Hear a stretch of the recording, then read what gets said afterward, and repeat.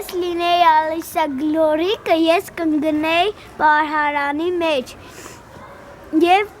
կտեսնեի այնտեղ ինչ կա և տեսա ոչինչ չկա և տեսա որ մութը։ Եթե ես Ալիսա Գլորիկը լինեի, ես կընկնեի անձրևի մեջ, որ տեսնեի աշխարհը։ Ես էլ Ալիսա Գլորիկի նման կմտնեի կոնֆետի թղթի մեջ ու կտենայի ու կլիզեի այդ կոնֆետի թուղթը, կտենայի համովա կոնֆետի հոտը, դե համով չի։ Եթե ես լինեի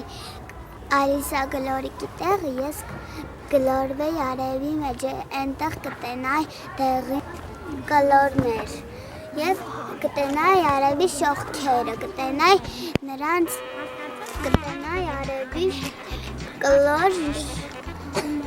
գլուխ նրա, ես այնտեղ չէի մրսի ու ամբողջ օրը կմնայի այնտեղ շատ տաք կլներ և կգնայի տաք երկրներ։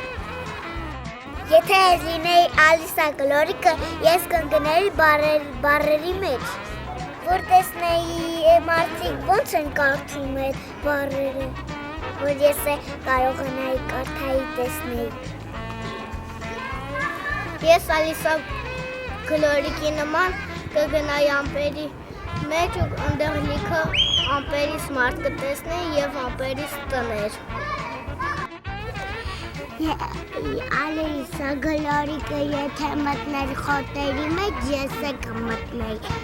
որտև ինքը շատ հետաքրքիր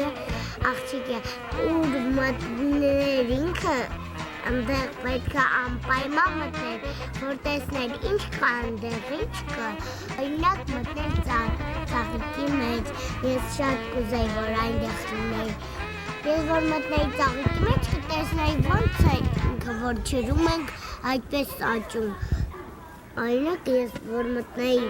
կամ ծառի կամ ծաղիկի կամ խոտի մեջ, պատկերացնեի ես մրջում էի այսպես խոտերի վրա, տակով գնեի, ես եթե օրինակ լինեի